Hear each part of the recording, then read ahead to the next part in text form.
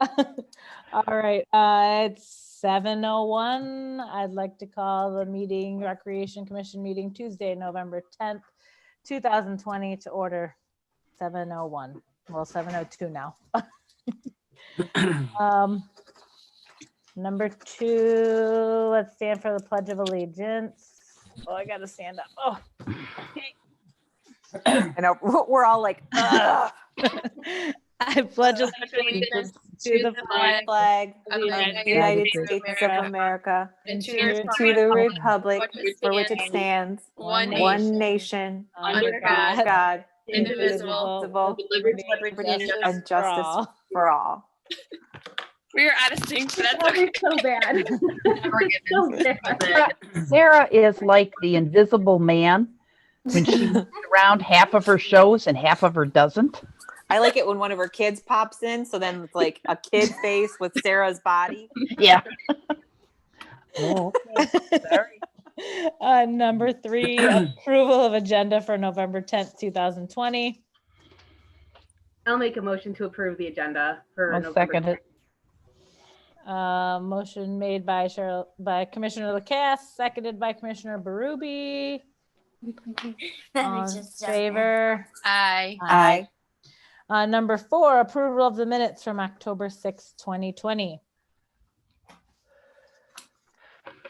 I'll make a motion to approve the minutes from October 6, 2020. I'll second. Motion made by Commissioner Stein, seconded by Commissioner Sutherland. All in favor? Aye. Aye. All right. Number 5, Parks and Rec and Senior Center gratitudes. Yeah, so we had our huge drive-through trunk or treat event, which had so many different people involved. So I'm gonna run through all of those thank yous because it just turned out amazing, and it would have been nothing without these people. So thank you to Dana Sutherland and Sherry Stein for helping me organize it all, and the commission for supporting offering a program like this. Thank you to DPW for setting up, and the Fraser Police for the traffic control, and they also handed out candy, which was fantastic. To all of our spooky cars, we had 3 cars from Christchurch Fraser. We had Fred Miller, the Macomb County Clerk, Cindy Frakes from Sunny Days Preschool, Bruce and Karen Silverthorne, Sherry Stein and family, Robert Brandon and family, the Somerset Pool represented by Linda Handren and Janie Maluski, Community Choice Credit Union, represented by Nicole Zimmerman, Amy McDellin in the Boy Scouts. We had Ken Schmidhuber and family, Texas Roadhouse, represented by Allison Kilgo. Is that how you say it? Kilgo? Yeah, Kilgo. And then thank you to the donors. Sherry donated how many glow sticks? There was a lot of glow sticks. I don't know, 300? Wow. Something like that. And Donna Marie and Pam Pitts, they donated candy. Fusion Marketing gave us a great deal on that amazing photo backdrop, which we'll be able to use in subsequent years. And of course, all of the wonderful volunteers. We had Dwayne, Sherry, and Maddie Stein, volunteers from the Community Choice Credit Union, and we even had a St. Clair Shores High School student, Genevieve. She was a fantastic help. So thank you to all those people. It was fantastic. Also, still gotta thank my van driver, who's just amazing, Kurt. Really, doing what he can to make best of the situation that we have. So thank you to our van driver, Kurt, and as always, all of our essential workers, healthcare, grocery workers, everybody who keeps things running while we're kind of hunkered down with this pandemic that's running. So thank you to everyone. Christina, I just want to say one thing. It was Mackenzie Stein, not Madison. Oh, Mackenzie sorry. gets so much. Like Madison always gets everything. Sorry. But she was helping. That's okay. I feel so bad because Mackenzie always gets that, and I laugh about it, but she doesn't think it's funny. I'm so sorry. Okay. No, it's okay. Number 6, report on parks. So thank you for Nick for being here tonight. I'm sure, you know, he can give us a good update on everything that's happened with the two ongoing park projects. Hello. So everyone's probably been out and kind of seen the parks are pretty much wrapping up. They're pretty much all completed. They're going to be working on Somerset tomorrow, put in the last few climbers and stumps. And the ramps are installed in Pompano Park and Somerset Park. And the pathway will be installed at Somerset next Wednesday. So that park will be completely done. And Michigan Rec is on schedule for 1st of spring to put the park path into Pompano Park. So everything's looking really good. I was even out there Friday with the girls, and they had a ball at Somerset. So, and Nancy, yep. Is that still supposed to be barricaded off? Somerset? It is, but we did open it up and Pompano Park pretty much to the kids. Okay, I'm just talking Somerset though. Yeah, the only issue was it was missing the log climber. So there was an opening up top that we boarded off. So for the most part, the kids, they can use it. So they can use it. Okay, so yeah, there's there's no snow fence. No, the snow fence has been There were some removed at cones both parks. Yeah. There were some cones and stuff though around, because we went today and there were some cones and things like that around some, you know, the portions that are unfinished that they're going to work on tomorrow. So it was really clear, like, don't go here, you know. They thought he's frozen. Yeah. I did see, Dana, I did see your email as far as the concern, as far as the mesh. Was that Oh my yours? gosh, that, yeah, it was. I sent a picture too. So there were 2 kids that were climbing on the outside of the climber, and that's a good like story maybe and a half where that middle section is in the picture that doesn't have anything. One of the moms, because I'm that mom at the playground, one of the moms, I went up to her and I said, you know, hey, your son is on the outside of the climber, like if he slips, that's really dangerous because he's like a story and a half above the ground. She was like, oh, don't worry about it, he's a rock climber. But this kid was like 6. She's like, he does, you know, he does like rock wall climbing. And I was like, right, but he's not harnessed in. It's really dangerous. She's like, thanks, he's okay. So I was just like, okay. So I saw him. And then maybe about a half an hour later, another kid was out there doing it. And they're just like hanging on to like the metal on the outside of the structure. Cause there's maybe like a 2 foot by like 2.5 foot, like rectangle-ish opening in the picture that I sent. And I was just wondering, just wanted to bring it up to see what you guys would think about putting something over that opening, because that looks dangerous. Yeah, I'll ask Ryan tomorrow when he's out there, because if you notice, even on the slide, it has that kind of like that backboard halfway up, and that's just to stop kids from climbing on the outside of the slide, the tube slide, which I've caught my girls doing. But that's the first thing I thought when I seen your emails, you know, where's the parents with this? Because that's what it comes down to. It's the supervision of these kids, because they're going to do stuff like that. Well, yeah, for sure. The one, like I said, yeah, she was totally letting her kid do it. And the other kid was, I thought that he was maybe like my son's age, like 10, 11. But then I overheard him telling some other kids that he was a freshman at the high school. So he was just either my son is really huge or this kid was kind of small. But so, I mean, he's at the age though, where he's up there playing, but old enough to be, you know, unsupervised, so that the parents aren't there to tell him, hey, you're hanging on the outside of the structure. Yeah. That's dangerous. So like I said, I'm that mom at the playground where I don't mind telling someone else's kid, like, hey, you're going to die, get down. But I just thought if there's any way we could put something over that,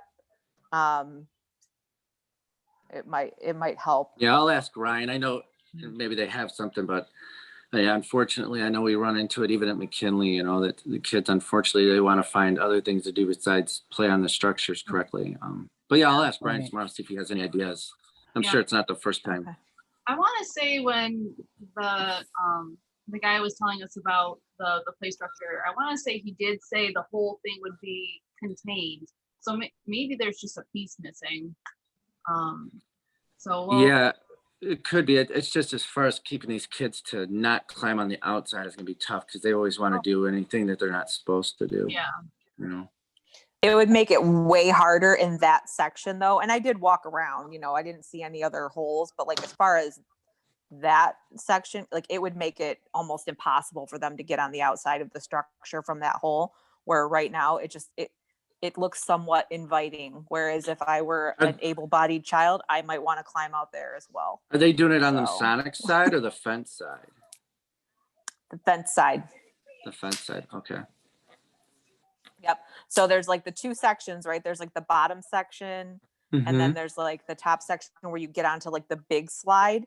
It's like Yeah. in between that on the fence side Okay, is where they're climbing up and hanging on the outside of the structure. So I mean, there's not like if they fell to the ground, it's bad. Yeah. That's a big fall. I do like that structure there. It turned out really, really cool. I mean, the girls played on it forever Oh, it and is- they loved it.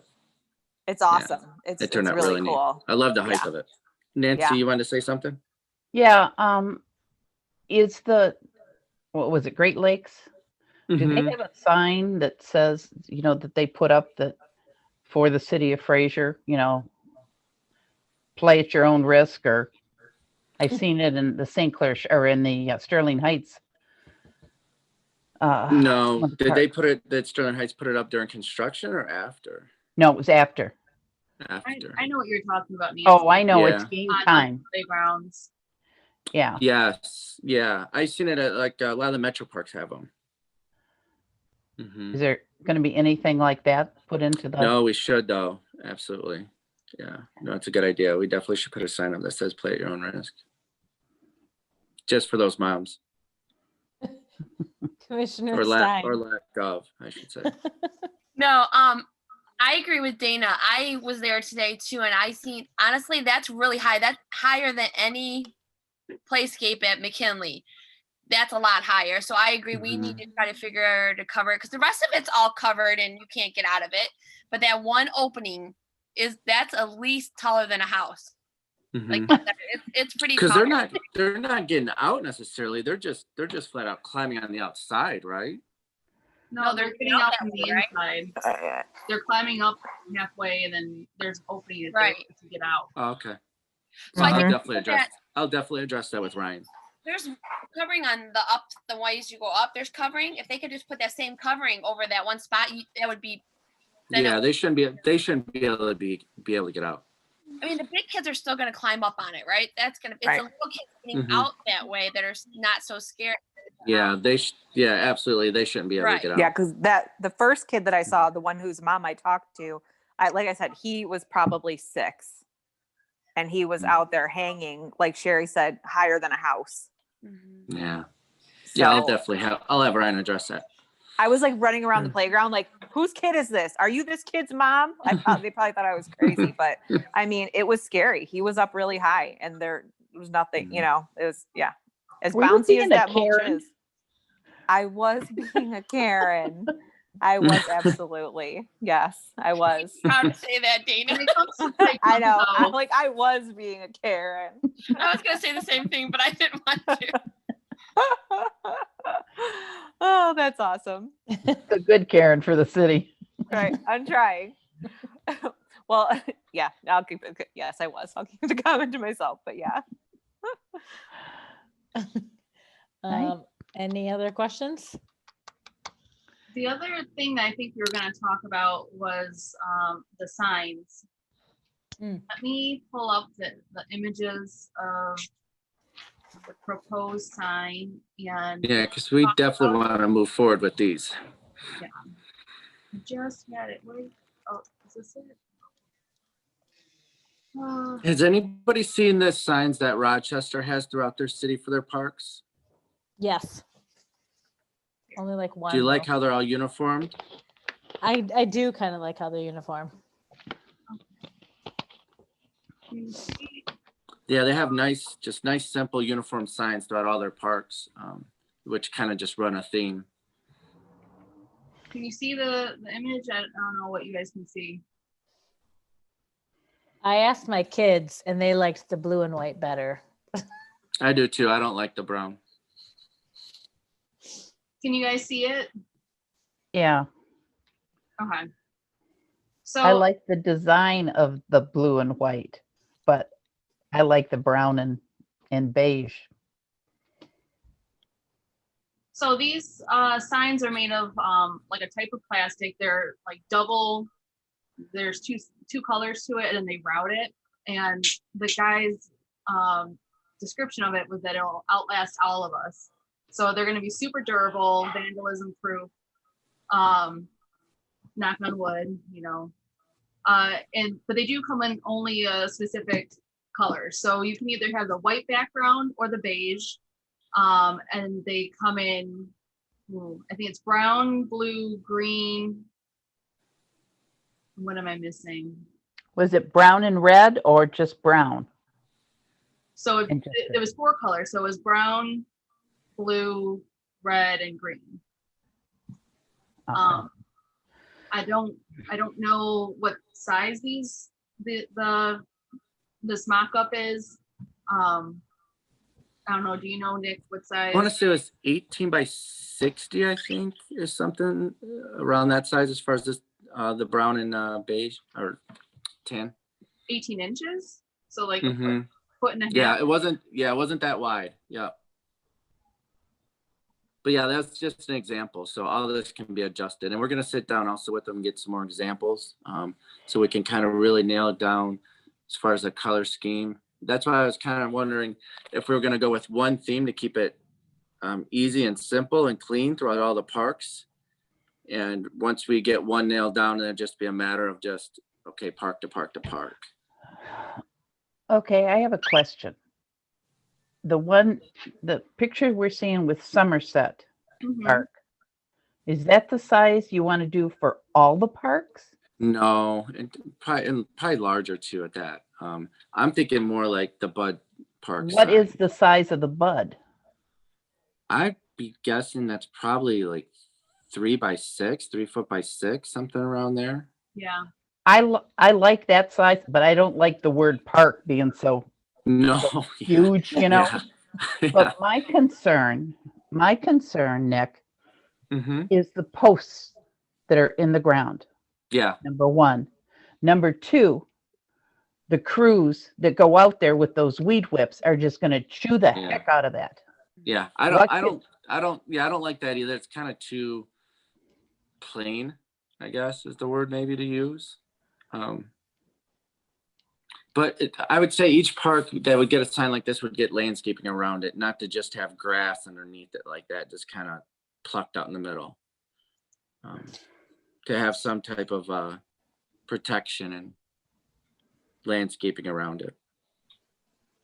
Similar like Blanky, probably not that extensive, but something to that degree. Okay, and how, like, look at the welcome sign there by CVS. Those bushes aren't trimmed. Those bushes were small and nice, and now they're encroaching because nobody is doing trimming of bushes. Mm-hmm. Is that what's going to happen with underneath the park for landscaping? No, I'm thinking more just like stone underneath it with just some landscaping blocks around it. Not really, you know.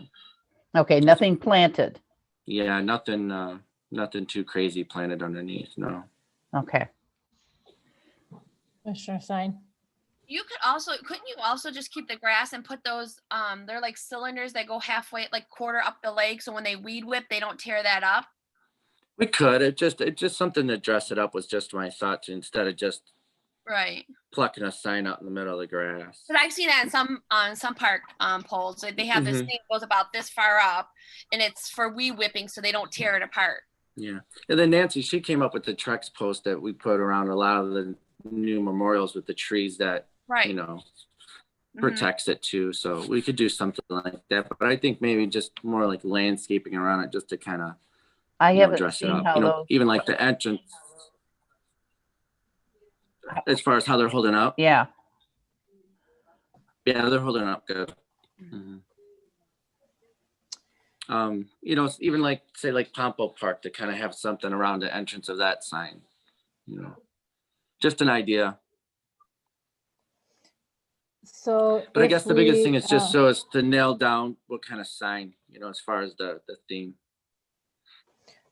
So if we pick a sign, every park would get like the same size sign? Or is it Mhm. just the color? Okay.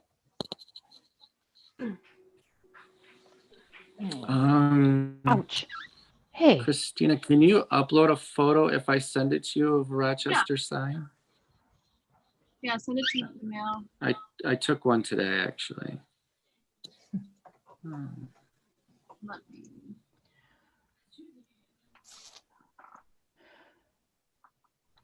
I'm gonna send it to you. I'm gonna send you on a text or email. Does it matter? Email. Okay. would you leave Blanky Park the way it is? Yeah. Okay. I like that flag up there. Okay, Christina, it is coming right now. Yeah, this is just, they just have nice, clean signs. Even the posts are nice metal, powder coated paint. You know, open sunrise to sunset. No alcohol beverages. Motorized vehicles are prohibited. City of Rochester, and we could even. That's what I was going to mention Yeah, on the it's signs. very, dawn very to clean. dusk. So Keep yeah, refreshing. yeah, they got Just waiting. what's that? Yeah, they have open sunrise to clean sign. So at the parks right now, the ones that do have a sign, are they just brown and beige? No, there's no signs out there that are similar to that. Okay. The only ones that are really out there is Blanky. Blanky Park has its sign. Meadows has its sign, which the post had rotted out to where it needs to be put back. Okay, can you see it? Oh, yeah. Yeah, so that's what the City of Rochester has throughout all their parks. And all they did was just change the name when it goes to a park. Yeah, so this is different than the other company, right? That we were looking at. Yes, this is a completely different company. Yeah. Mm-hmm. And I think it's Yeah. real sharp. yeah. Mm-hmm. They do. I like their color scheme. You know, we could even maybe even change the green to blue if we wanted. But I think that those would look really good. Something very similar to that. I was actually going to reach out to that company and get some samples from them, but I was kind of seeing what the thoughts were to something like that. I really like that. Are those posts metal too? Mhm. Yep, it's all metal. Yeah. Oh, so then that would help with the weed whack factor. Exactly. And Yeah. to where that you could just put out there to where no landscaping underneath it. And it's just got a really nice sharp look to it. I really like those too. I do too. Mhm. Don't you? I would prefer the Rochester style ones, and then after that, the Bud Park one. Yeah. Yep. I have think to this is agree more with- up to date, more modern, Yep. you know, more 2020, Yep. you know. And you could do blue and gold colors. Exactly. And that's Yeah, what I I thought like even that. was. Yeah. Yeah. I thought too, yeah, with the Fraser colors. Yep. Yes. Okay. Now we're jiving. Look at. Okay. All right, excellent. So I'm gonna reach out to this company or even kind of get some costs and some samples to this and that everybody's kind of on board and then we'll get a price and kind of finalize if everybody likes it, then we'll go with something like this. Cool. Can we get a motion? Or can somebody, just so it's on the record? What did Nick say? That we're gonna steal City of Rochester signs. Okay. That's why you went mute. Or borrow, I should say, their so design. I'll make a motion to or would it be for Nick to reach out to the company to get a quote on signs that are similar in nature but with more of a blue and gold Fraser theme to the Rochester Park signs. I have a question though. Yeah. Sure. I was going to second it, but I have a question.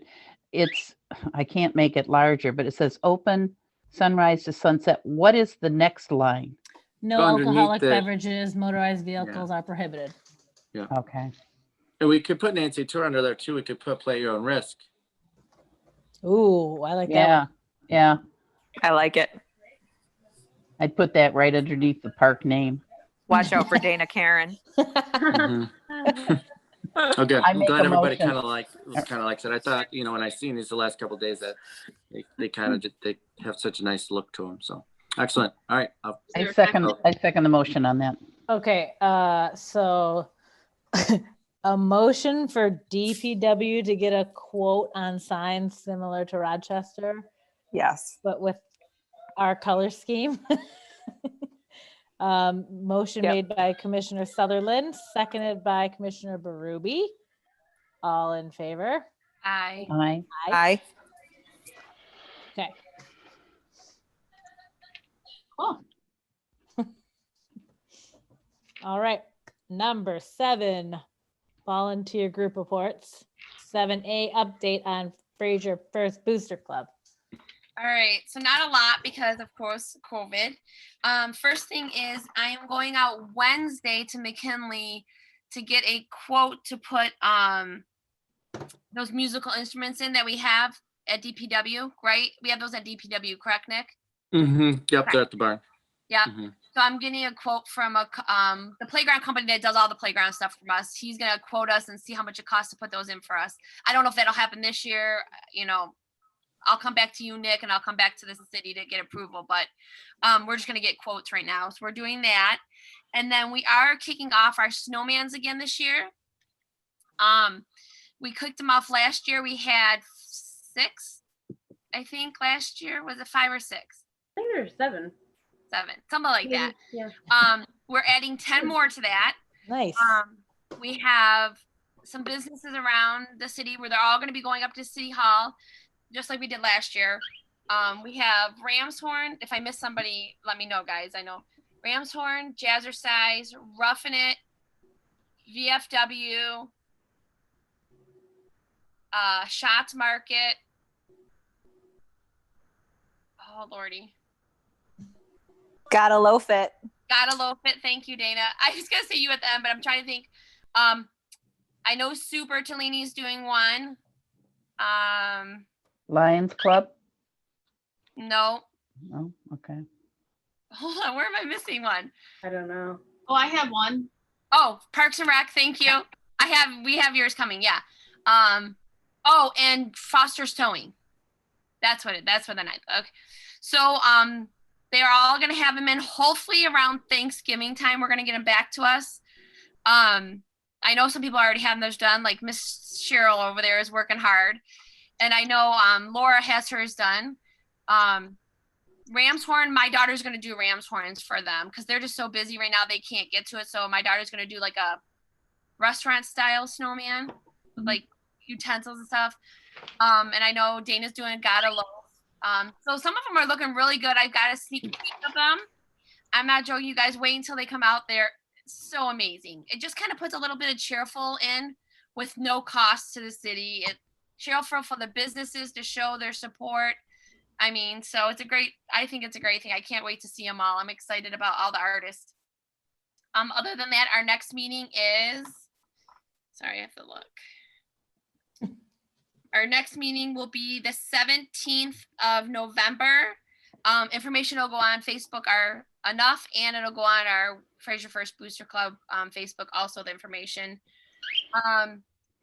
We will not be doing a lot of fundraisers right now. We decided as a core group that, the time to give is to people that are really in need.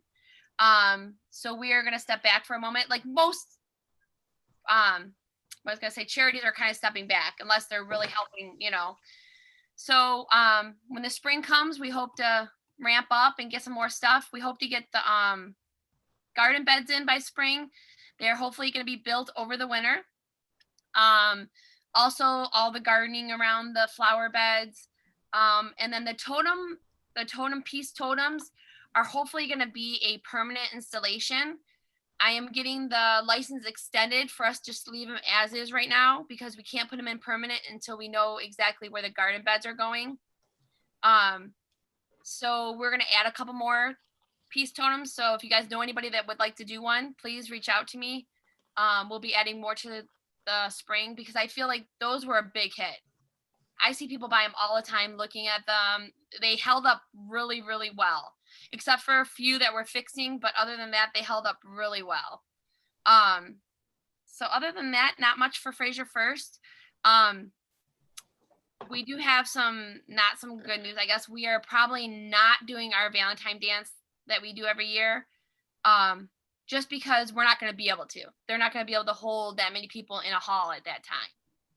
So we have to go with what the rules are at the time. So it's a sad time, but you know what? We'll get through it. And just like all the other charities, we'll come back out on the other side stronger. So other than that, you have any questions? All right, that's all I have. All right, 7B, update on Fraser Fresh Farmers Market. Come on, over on this side. Sorry, there's a draft coming in. Turn around. Nobody wants to see your bottom. There's nothing going on right now at the farmers market. I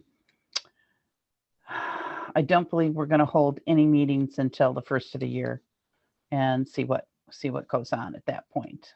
We did fill one position, so we still have another position open on the board. So that's about it. Okay. 8, overview report from director. 8A, review of drive-through trunk or treat. Yes. Well, before I get into that, did anybody, I want to let Nick have the rest of this evening if he wants to, So does anybody else have anything for Nick before I start? And you're more than welcome to stay. I just, Oh, no, thank you. Yeah. Thanks, Nick. Yep, Thank you, you're Nick. welcome. Nick, All right, you're welcome. Have a good night. you too. Bye-bye. Sorry about that. I know how awkward it is to stay in a meeting. So, okay. So the Halloween drive-through trunk or treat was fantastic. I mean, it far exceeded my expectations. I was a little worried that we only had, I think, 14 spooky trunks, but it was like the perfect amount. And, kids actually got a lot of candy from it. And it was so good. I mean, there was a lot of people. We probably saw over 200 kids, I would say, maybe close to 300. The line of cars went all the way down Park Lane, down Anita, onto Utica. Yeah. So next year, I actually heard from some people that want to continue to do the trunk or treat or the drive-through trunk or treat, even if we didn't have a pandemic. Especially in some of the October seasons that we have where it's cold, it's easier for parents to just drive through. And it was fun. We had a lot of fun. So we'll be looking to maybe do that again next year. And if we do, we would need a different location because although we had the police there to help with the traffic backup, we don't want to rely on that.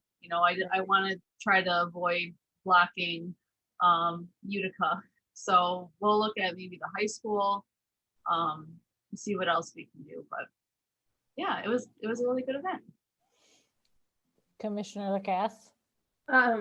Unfortunately, I couldn't help this year. If you do it again next year, I'll definitely help. But I just wanted to say my neighbor took her little boy and she had just nothing but really good things to say about it. She said it was organized perfectly. She said everybody was friendly. It was nice that they didn't have to get out of the car. And she is hoping that it becomes an annual event because she said she'll do it as long as her kids trick-or-treating. She loved it. So well done. Commissioner Stein. It was a great event. And how many trunk or treats have I done? Trunk or treats, a lot at Ramshorn. And those are amazing. Don't get me wrong. I still want to do those. But every single car, I was at the end of it. And every single car said, thank you for doing this. Thank you for doing this. Everybody canceled theirs. Even when they already had them planned, they canceled them. Everybody was just thankful. This one lady had her trunk decorated and said, thank you, Parks and Rec, for doing this for our children. I was like, it was so sweet. I took a picture of it. It was just, kids were so happy to see people. And the picture thing at the end was a huge hit. It was a big thing to take care of. That's why I agree we need to take it somewhere else. We need more looping. I think the high school, honestly, if they'll let you use the parking lot, A1. Yeah. Because everybody wanted to get a family photo. Because you know what? Everybody's been locked in. No one's able to get in and show. Oh my God, the families were they're like, it's free? I'm like, yeah, we're gonna put them on the Facebook. They're like, oh my God, we'll do it. We'll do it. And every single family almost did it. It was amazing. It really was. So good job, Christina. Yep, it was a blast. I mean, even though I had 5 children in my car that would not listen, but it was still a blast. You weren't the only car with that. I know. Oh my gosh, it was wild though. But they had a blast. And they said, can we go again? And I looked at the line and I said, no, we are not. No, I'm not going again. And mind? They told me an hour wait. Everybody had about an hour from the beginning when they started all the way to the finish. That's why I got there early. Well, that's not bad if you really think about No, it. it's not. But You're done in an hour? I mean, I have a TV in my van, so they were just watching Captain Underpants while we were waiting. So No, it was honestly, it was a great event. yes. Mm-hmm. All right, 8B, upcoming holiday events. Yes, I did want to also mention the Fraser Pumpkin Patch. Didn't really pan out the way I'd hoped. I think I only had 10 people submit a pumpkin, but it still looked really cute. I laminated them all. I put them out at McKinley Park. They should still be out there unless, some kids kick them down. I'd like to do it again next year. In hindsight, what I should have done was sent it, maybe the coloring sheet to Ramshorn or a restaurant. I should have done that. But that's okay. It was still cute. We still had some Halloween winners, and like I said, we'll do it again next year. It really didn't cost a lot. It didn't take a lot of work to put into the ground. So we'll definitely keep that one on our event repertoire. Upcoming holiday events, I have 2 so far that they're on Facebook. They're technically live, but I was gonna wait a week or 2 before I start promoting Christmas stuff. So we have our 2nd annual Fraser Holiday Decoration Contest, and it's gonna be run through the Facebook page. There's an event page for it, and people can upload a picture of Fraser houses with just the address. I don't need the person's name or anything, just the address. And we're gonna count the likes that people get to see which house gets the most likes. And then like last year, what we did was we went on Etsy and you can get custom ornaments. You send in the picture to like an artist and they'll like paint it on an ornament. And it was the person that won last year loved it, and wasn't very expensive. So we'll do that. So we'll be promoting that soon. So more incentive to cheer up the holiday and get your house decorated. The other is Letters to Santa. We will be doing Letters to Santa. The box will still be at the activity center. And actually, right before our meeting, I got somebody who was interested in being Santa's secretary. So that will be going on this year as well. Some ideas, and I wanted to see what you guys thought, was possibly doing a time machine, a time capsule for January, and having people submit different things, either like they can type out what they want to add to the time capsule, or like draw something. I wanted to know like what you guys maybe thought about that and what the time frame to opening it would be possibly, but I thought that would be fitting for like New Year. The other idea I had was after the New Year doing a Fraser mask contest, so people can decorate masks in some kind of Fraser fashion and have that be like a contest. But those were just some ideas I was throwing around.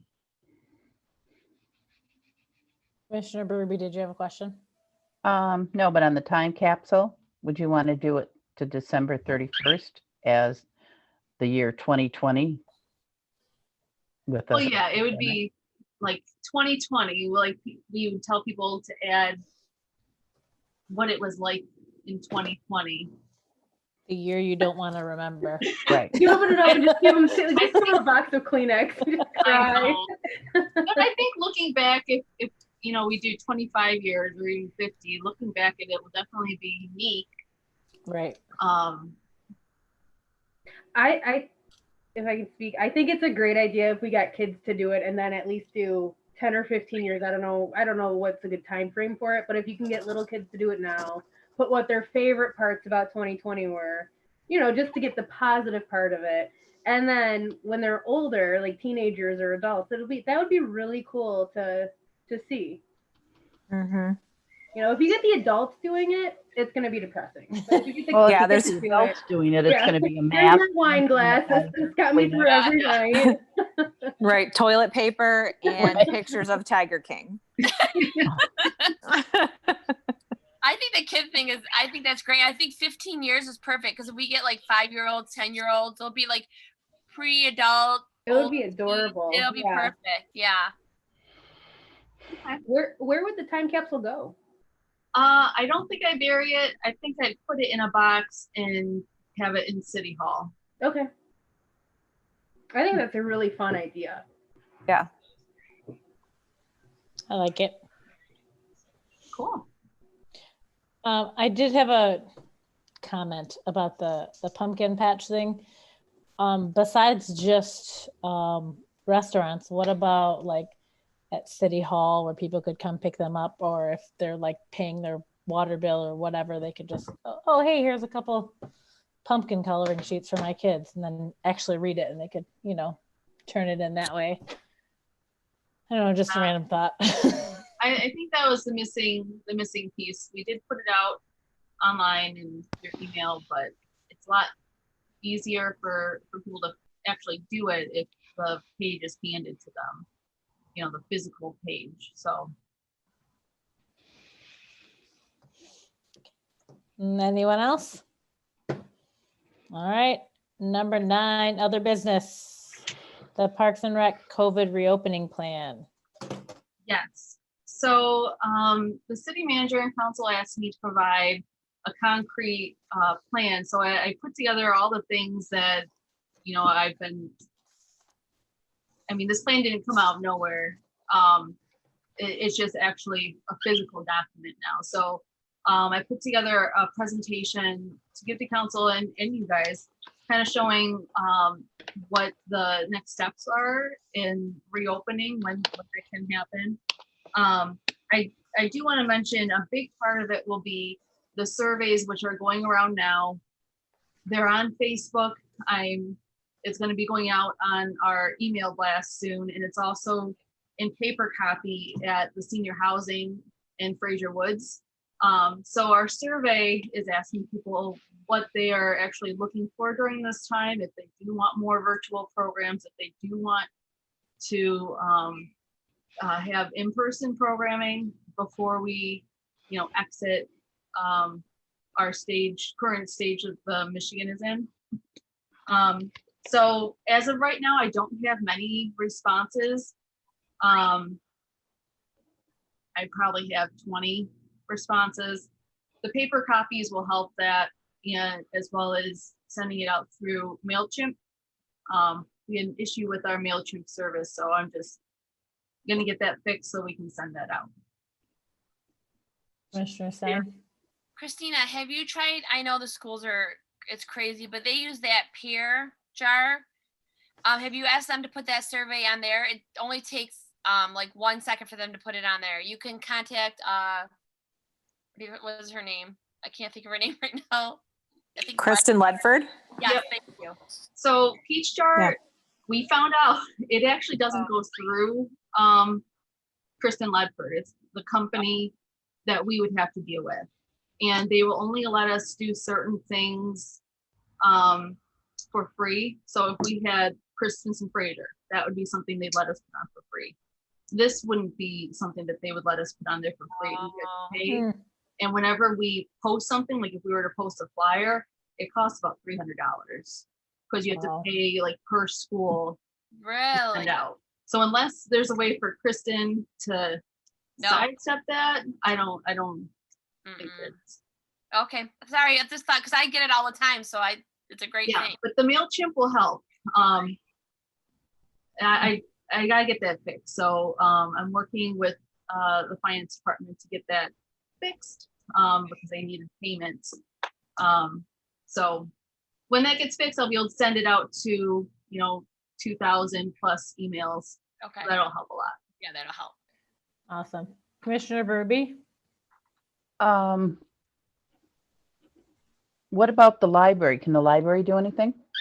Oh, I could give them paper. I could give them paper copies because I think they're doing drive-up service. So that's actually a very good idea. So I'm gonna write that down so I can do that.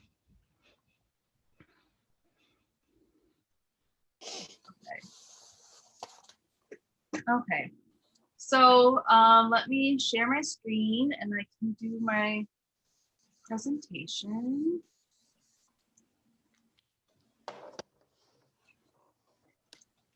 Let me know when you guys can see it. I see it. There, can you still see it? Yep. Yeah, that's better. Okay. Next page. Okay. So what I'm using to kind of be able to tell what stage we're in is the MI Safe Start Plan, which is issued by the Michigan government, which outlines different stages that the state is in for opening businesses and different hospitality things. So currently we are in stage 4, which is improving, which means cases, hospitalizations, and deaths are clearly declining. However, if you've been listening to the news at all, it does seem like things are, the cases are increasing. However, the governor hasn't moved this stage that we're in. So we're using this as reference for when we're able to move into our different phases. So is there any questions about that before I move on? I do have a question. Yes. Is because the governor can't make those, it has to be the health department now, unless she goes through the legislature? They're still using this, and I checked into that because I know, what happened with the powers being taken away from the governor to do lockdowns and things like that. But they're still using this, and if you go to the Michigan Gov website, it does show that we're still in stage 4. So I don't know if it's the health department making those calls now, but somebody is. Well, I'm sure that they're making them through, she's making them through the health department. But it gives us a clear picture of where we're at. I'm surprised we're not in 2 right now. Unfortunately. Yeah. Yeah, for sure. Like when is that going to happen? Because agree with you, Nancy. Okay. So I wanted to show a picture of where we are at. So in our first group of numbers, that would be a year unaffected by COVID. So that was fiscal year 2018-19. Our middle group of numbers would be the last fiscal year, and we were affected by COVID in March. So that would be 10 months of the year we were fine. And then after that, we were affected by COVID. And then our last group of numbers is where we're at currently to this day in this fiscal year. So you can see in our unaffected year, the expenses were higher, but our net cost to the city was lower because we had more revenues to offset it. Last year, our revenues dropped significantly because we had to refund anything that we had in the spring onward, and we didn't have that revenue coming in from summer. So we did cut back. We did, lay off people. So our expenses were slightly under, but our net cost to the city was higher because we did not have those revenues to offset our expenses. This year, our last group of numbers, we have a negative revenue because we still had some programs that I had to refund. So it shows it as a negative revenue. Our cost so far this year, and we're in month 3, is $14,000 or almost $15,000. So between the loss in revenue and the expenses, our net cost to the city is 19,000, almost 20,000. And what that pays for is the partial salary for the director, the part-time van driver wages, the commission, health insurance, retirement contributions, workers' comp, FICA, Medicare, and very minimal supplies. Is there any questions on kind of showcasing where we're at right now? Nope. Okay, so what we're doing right now, this is where we're at currently, and we've been doing this since March, focusing on reducing as much expenditures as possible. And the idea is that we're going to move out of this step when we reach stage 5 of that MI Safe Start plan. So currently, our resources, you have the director, me, at 20 hours a week. We have the van driver 2 days a week, and minimal program funding needed. And the results of this is we have dramatically reduced our net expenditures because there's a lot of things that we're not paying for. We're reduced to limited non-instructor programming, so doing those special events where I don't need to hire extra staff or a teacher or things like that to run that. And the focus has really been community engagement rather than revenue producing programming. Because of that, we have minimal revenue generation. There has been some, we still are selling van cards, but it's very minimal because we're not offering those programs. We've maintained the basic office functions to minimize disruption, so that when we do reopen, there's still, I'm still in there keeping the day-to-day going. We're maintaining the van service for 2 days a week, still just medical and grocery, still doing grant reporting. So we're all up to date with our SMART reports that we have to submit weekly and monthly and quarterly. We also are on this next council meeting, we're going to be submitting for our next year of funding through SMART. So that reporting is all done. I also worked on the tree grant that was during this time. I submitted to, although it's not a grant, but we submitted to the Detroit Institute of Arts Inside Out program again for next year. So hopefully we'll be able to get that in 2021. We also, I handle all the phone calls, emails, Facebook, mail, and then we continued our Recreation Commission meetings. So that is, what we've been in since March. Any questions before I move on? Okay, so an option that, if council wished, we could expand step 1. This is optional and it accounts for time and funds needed to expand offerings. So what I'm saying is if we want to do more things, there needs to be more time to be able to prepare it, to organize it, to get registrations, and then have to run them. And then obviously funds are needed to, pay for the programs, which then are, in turn paid for by a participant. The surveys that we're distributing now are going to be really key to see, what the desire is for more virtual programs. Do the residents want to have more virtual programs outside of, what school may be? So with this, what I'm saying is that the resources we would need is either have me at 40 hours a week, so full-time, or keep me at part-time and bring in a senior coordinator part-time. But the amount of work that is entailed for doing programming and doing more things and taking the registrations and the increase in calls and communication that would come if we did offer more programming, we would just need more hours to do it. And then obviously funding. If I have, a fitness class, I'd have to pay the instructor. If I have crafts, I'd have to pay for crafts. So increase in funding would be needed. With this, we would get more programs, primarily virtual because of where we're at now. We would increase our revenue generation because we'd be having more programs for people to sign up for and purchase.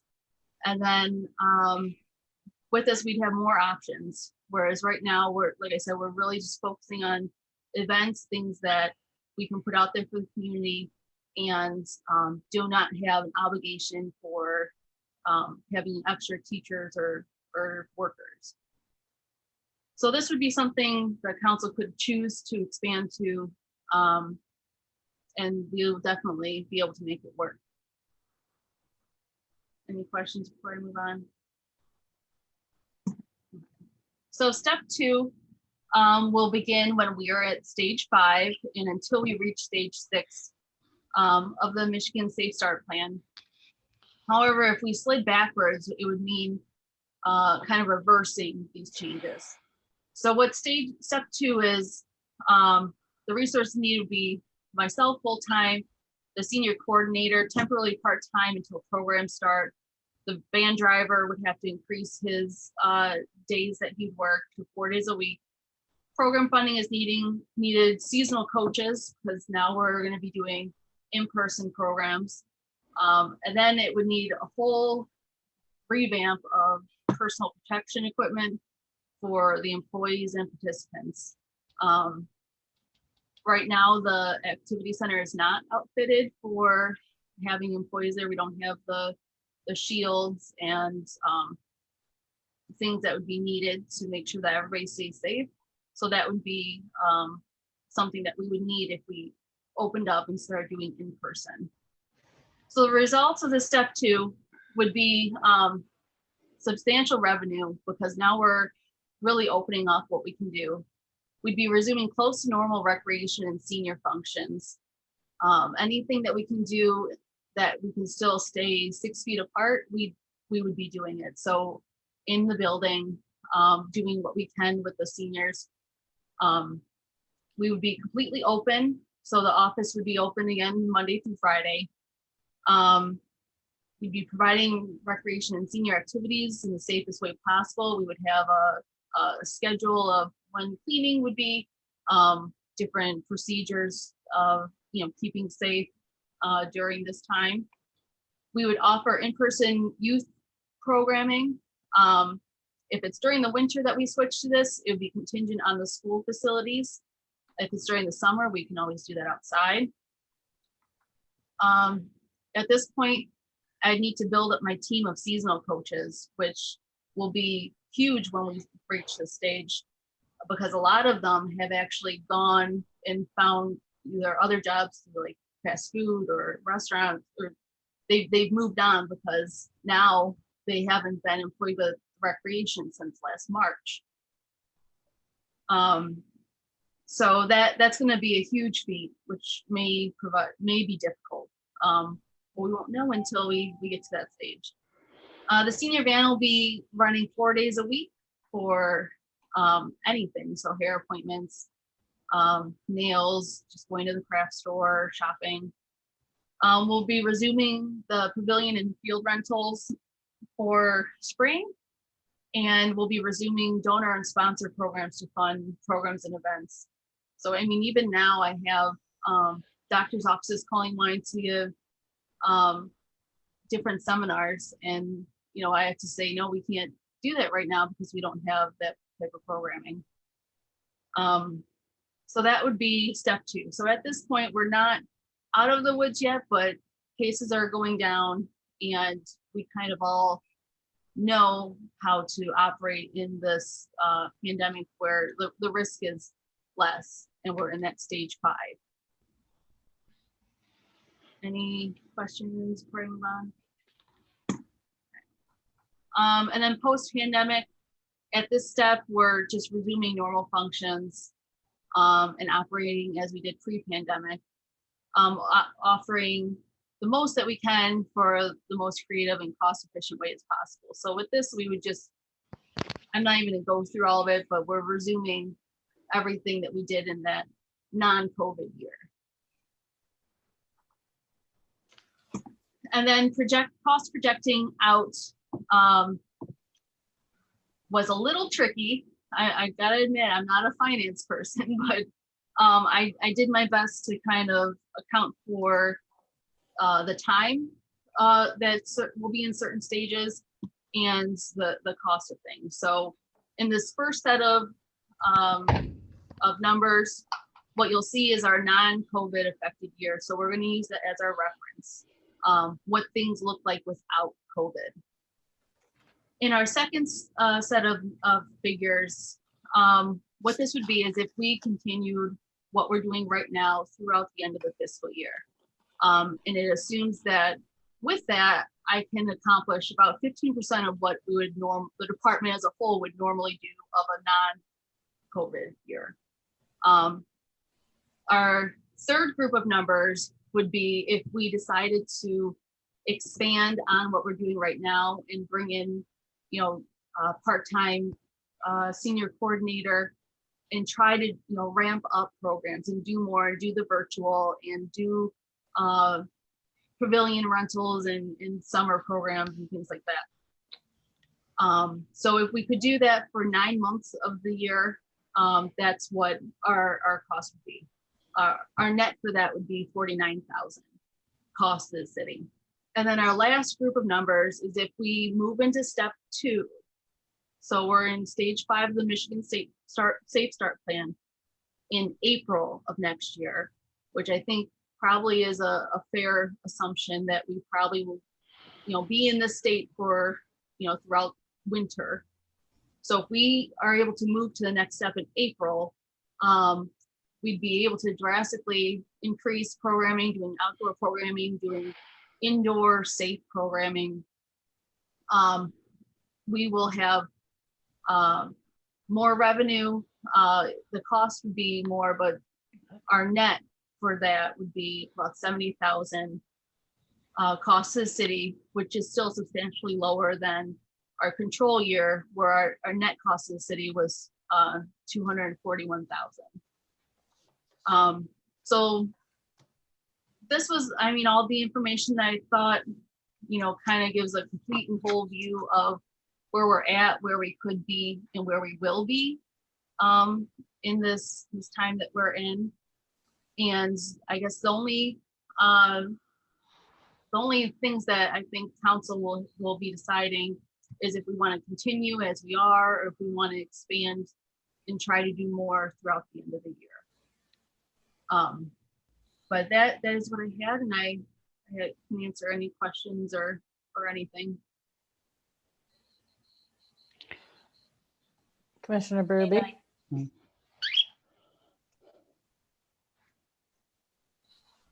Go ahead, Nancy. I do have a question. On those surveys that you got, how were they divided up between regular and senior on the 20? Well, currently they're on Facebook as they're two different links. When I go out to mail them through MailChimp, they'll go out to 2 different email lists. So I have an email list just for seniors and an email list just for recreation. Okay, but right now on the 20 that you say you have. The 20 that I have is just for regular recreation. The one for senior is a lot lower. I think it's like 10. I can find out. Okay, it was just one. So it's basically divided in half. If you said you had 20, so there were 10 for regular and 10 for senior. There's 20 for regular. I don't know if I minimize this if you lose this. Let's see. Can you still see? Yeah. Okay, so this is the regular one. So there's 21%. This is the regular recreation one. So 21. Yep, 21. And most people say that they are interested in recreation programming. Most people want for elementary age, and then adult is behind that. Fitness and DIY crafts and activities are the big draws for the type of programming. And 12 people out of the 21 said that they would like both in person and virtual. Only in person had 5 people, only virtual had 4 people. So to me, that really doesn't, I think I need more numbers to be able to view if people are actually interested in doing virtual, because right now it's the lowest of the 3 options. Okay, so that was the regular Parks and Recs, Yep, I right? can show you Okay. the other one too. Let me, it's here. Okay, so this was the senior center, senior interest. I had 6 people. 3 people said that they're interested and they are a senior center member. 3 people said they are interested and they are not a senior center member.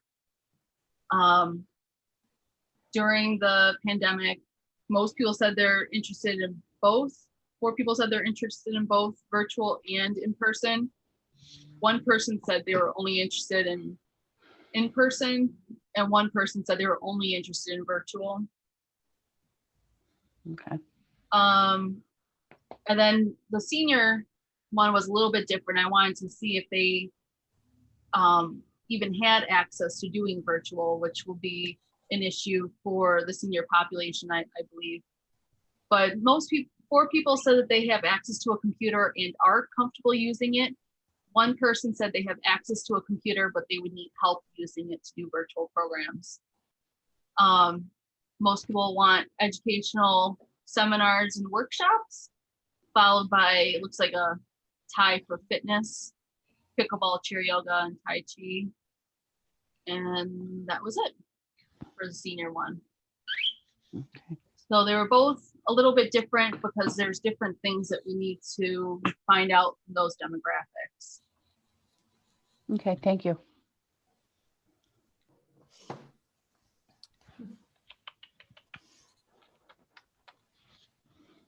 Anything else? Commissioner Stein. Christina, have you reached out to I can't think of her name, from Junk Drawer Science and see if she would do virtual classes? I did, and I actually have her, I have our Crazy Fit Kids, our preschool. I'm missing someone. I reached out to a few of our instructors to see if they were interested in doing it. Most of them said they would do it. So now it's just finding out if there's demand for it. Right. But at least you have that part too, because I know council will probably want to know that if you have people that say they want to do it. Yeah. Right. It's just, it's tough. Like I always, whenever I think about programs, I think of it if I or somebody, you know, a family, or like, would somebody want to do this? Because we want to try to be as authentic as possible. I don't want to provide programs that people think are worthless, or, you know. So if we do it, I want to kind of have an idea that people actually want to, and it'll be fulfilling for them. Right. So that's the piece that I'm kind of waiting on. I know me personally, I don't know if I would do virtual with my kid. He's on the computer all the time with school. So I can see maybe other families thinking the same. I think everybody just really, really wants to get back to in person. And from what I've seen from other cities and other even fitness centers, it's just so volatile, you know, if you're going to have a program or not. Because even like I heard it was either Clinton Township or Sterling Heights, they had their softball and they had their first game, and then they were closed for 2 weeks because there was, you know, somebody tested positive. So when you're a larger city, you are able to kind of absorb those kind of waves that happen. But dealing with what we have now, we don't really have that luxury, I guess. So if we're going to do it, we have to make sure that it is feasible. Which hopefully, my goal or my idea is that we will be there by spring. I think by spring, we'll hopefully have some idea on a vaccine. And I think people just know how to live with it, and we won't have as many new cases. I mean, that's my hope. I'm not a scientist, I'm not a lawyer. I'm just kind of going with what it seems like.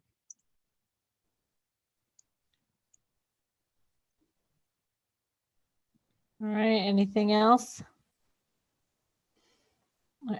I guess we can move to 9B, discussion of upcoming Recreation Commission seats ending December 31st, 2020. Yes, so we have 2 seats that are going to be or up for appointments the end of this year.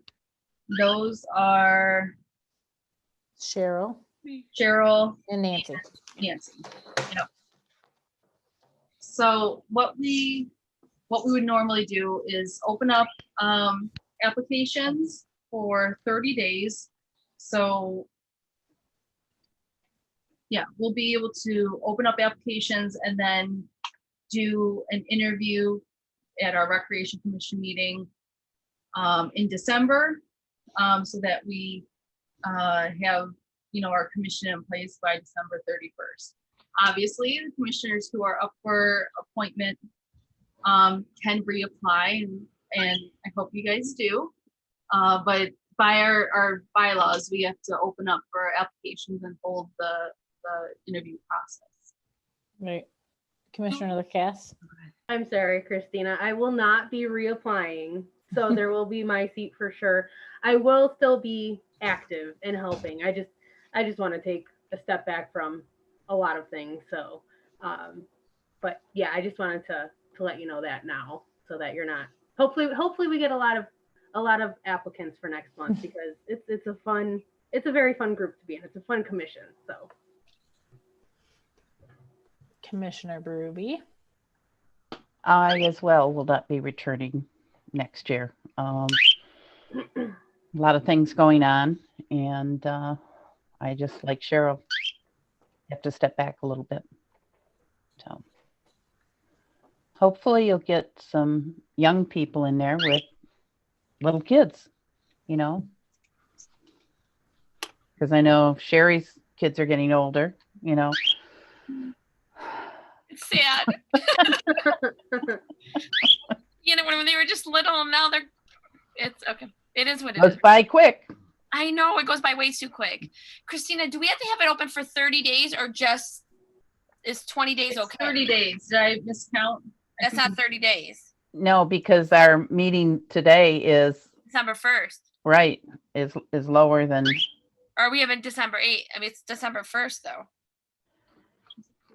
You're right. That's 28 days. Yeah. Okay, so then what we've done is we've held it that would be January 5th. That would be the interview. You won't have a full. Yeah. Well, as long as we have everybody else, we need 5. Yeah, you'll have 5. But 4, Row right? 4. We only need 4 though, right? Oh, 4. Yeah, we only need 4. Okay. Yeah. So as long as Bogdan, then we'll have 4 then. Yep. The thing is, that's going to put us in a little bit of a, just in case somebody can't come in January, then if we don't have 4, we can't do it at all. Right. Come on. And there's no way you could change the meeting to the 8th, or no, that you can't do that because it's automatically in the books. The commission can change it. Yeah. Well, I'm just thinking so these guys can be completed out, and we can make sure we have enough people to, so we can have that meeting. Because in January, I can see one person being sick or something. It's that time of the season. Yeah. If Right. if the commission wants to vote to change the meeting date for December, if it was the 15th, we would definitely make that 30 days. No, you mean the 8th. Let me count.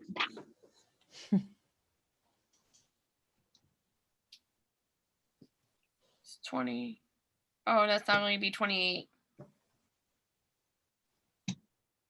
Yeah, so it'd have to be the 15th. You're right. Well, that's getting close. Well, it's still, kids aren't on vacation yet. I'm just thinking for vacations and stuff. I know people aren't going very far, but still. Right. It's my birthday that day. I mean, it's up to everybody else. I just have a feeling in January we might not be able to have a meeting. I mean, you get one person out of 4 not show up, we're done. Right. I like the idea of having it on the 15th, even though it's Sarah's birthday. Go ahead, Commissioner Berube. I would like to make a motion to change the December Parks and Recs meeting from, what is it, the 1st of December to the 15th of December to allow us time for interviewing for the 2 empty seats. I second that. All right, motion to change December Park and Rec meeting from the 1st to the 15th, made by Commissioner Berube and seconded by Commissioner Stein. All in favor? Hi.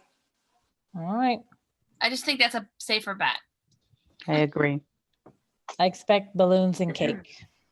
I think we all need Virtual balloons. I think we all need to share on Facebook, all of us, that there Yes. are 2 seats available. Definitely. And apply, and kind of sell it too. You know, it's a fun, short time in your life that you can get involved and make a difference.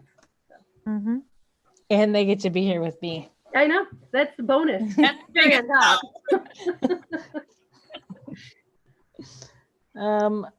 All right. Number 10, citizen participation. Citizen, do you want to participate? Maybe she fell asleep. You are pretty boring. Hold on.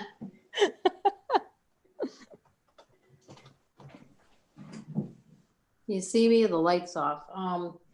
You look like an angel. It's a halo. Hold on.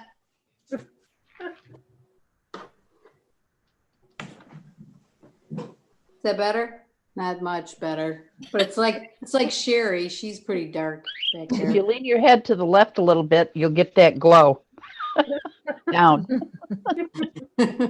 Hi, guys. Laura Lessage, 15201 Fairview. Just a quick question, and I don't know if you can answer this stuff. Are the restrooms at the parks all closed and winterized and all closed? Everything's packed up and ready to go for the winter?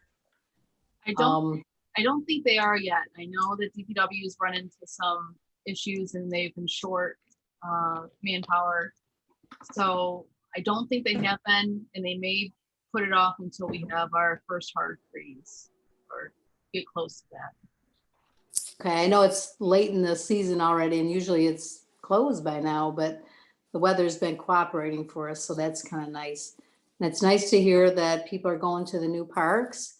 And I don't want you all to forget about the other parks. We took my granddaughter to Harrington Park today, and it's kind of sad. Everything's falling apart there. The little seat for the infants is totally moldy. It was kind of hard to stomach all that. So I hope that, you know, things do open up, that we can continue to update these parks. And I like the idea of the signs. I would go with the blue and white. I like the blue and white. Kind of like a clean coloring. The brown looks kind of drab to me. It reminds me of the state park signs. But anyways, and I loved your presentation, Christina, regarding the opening up. Just kind of wondering what other communities are doing in the area. Do they have a plan like you have? And are they doing certain things that might benefit Fraser as well? I feel for the seniors especially, because they are the ones that are hitting it the most with being not being able to be social with their buddies at all their events and their card playing and all that. So I hope that does open up for them. And I love the ideas of what you've put out so far for the Christmas contests and stuff. I think that's good. It's hard to believe that we're here. I think my countdown clock is ready to flip over to 50 days till the new year. So we're looking forward to the new year to open up and give us some hope that we can have a life and all this. So thank you, everybody. You're doing a great job. And I just want to continue to give you your support here and carry on. All right. Thank you. Laura, Yes. did you see the sign for Rochester Hills? Yes. Okay. Yeah, I did like that one. It's kind of looks elaborate to me. But I'm interested to hear just how much that sign would be. Good. Might be quite a bit in my opinion, but hey, well, it doesn't hurt to look Okay. and get the information and you guys decide what to do with it. But I'll tell you, keep pushing because it's so important that we have these signs out there that people can really know our parks. And I'm going to say it again, Stephens needs a sign or two. That's our main park. And it's sad that we don't have a decent sign for people to find it. And for the trunk or treat, what about running? I like the high school idea. No. But what about using the other side? I know maybe the construction will open it up on the other side of the park where there's a way to do a loop and pull everybody around there by the old ice rink, that kind of thing. Just an idea. I don't know. I think we need more space. Yeah, back onto 14 Mile Road. Well, and it's awesome that you guys had such a high turnout there. We were going to go and then we saw the line out to Utica and we said, we don't have no kids, so forget it. All right. Thanks, guys. Thanks, Laura. You're welcome. Thank you. Okay, number 11, commission members with concerns. Commissioner Berube? It's not necessarily concerns, but Christina, did you publicize the Macomb County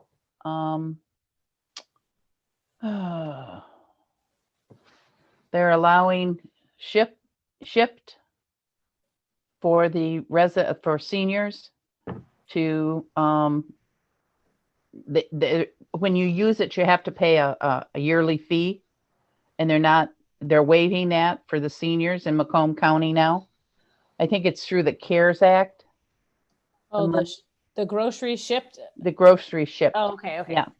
So they can order through that. Have you publicized that on the? Yeah, we can put that on. And then also, everybody have a nice Thanksgiving. I don't know what our holidays are going to be with what's coming in. I'm going to be grandma again. Oh, Hey, congratulations. what number is this one? I've lost count.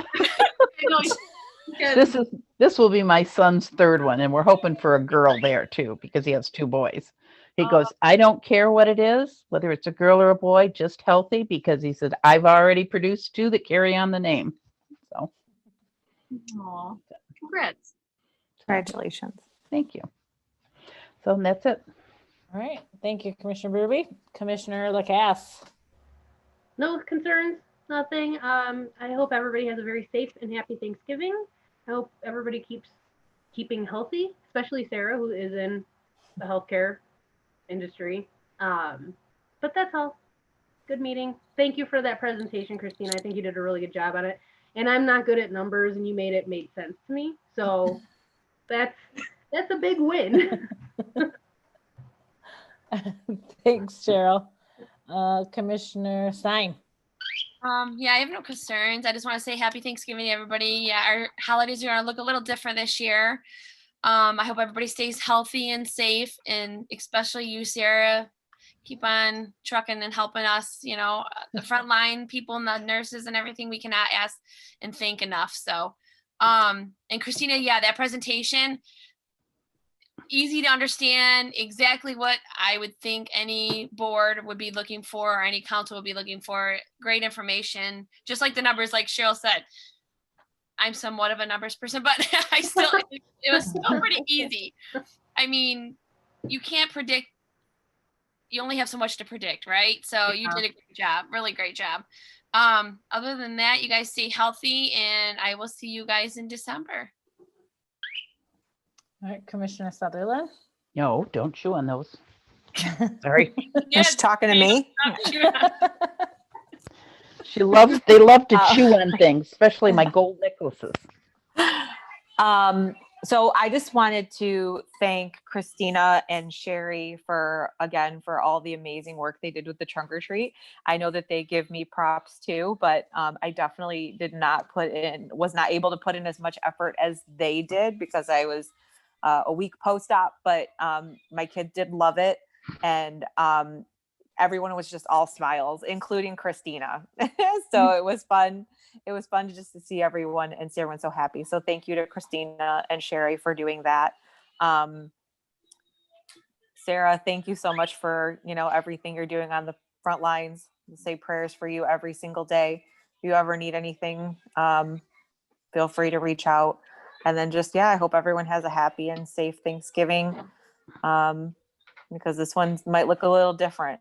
So, but I also just think the entire commission is doing a great job of moving things forward. And it really made me happy today. It was such a unseasonably beautiful day to see all those kids at the park. And, to thank all of you for taking a chance and letting me onto the commission, because I got to sit at the park and think that I played a part in that. And I'm grateful to be a part of such an awesome team that we're making a difference in our city. So great job to everybody. And Somerset was so busy. I've never seen it that busy. It was crazy. It was amazing. It was crazy. I made the kids wear their masks just to prevent them from touching their faces. Mm-hmm. So I wasn't worried, but there was so many people there that I didn't want them to touch the equipment and then touch their face. But yeah, when I couldn't believe how many people were there when we got there. Yep. I don't think I've ever seen that many people there. No, never. Ever. It was great. So it was. Thank you, Commissioner Sutherland. And my only concern was that list that you sent out with the commission members' numbers on it. It said that David Bogdan is the secretary. I thought Sherry was. I don't know if it's really that big of a deal, but yeah. How did we notice that? We'll make David an honorary secretary. He might not like it. When I sent it out a few months ago, I recognized it and I sent a new one out an hour after that, and I downloaded the wrong one. There's a new So yeah, I have the right one. It shows that Sherry is okay. Other than that, I don't really have any concerns. I was so excited to see everyone at the park today and to see more people online talking about Pompo and Somerset and how excited they are to get new equipment, because it has been a long time coming. Turn around here. Parks. And I like the opening plan. I mean, hopefully you can have some kind of resolution with council, but I don't know what they're in their own world, so separate from us. So, but other than that, no, I have no concerns.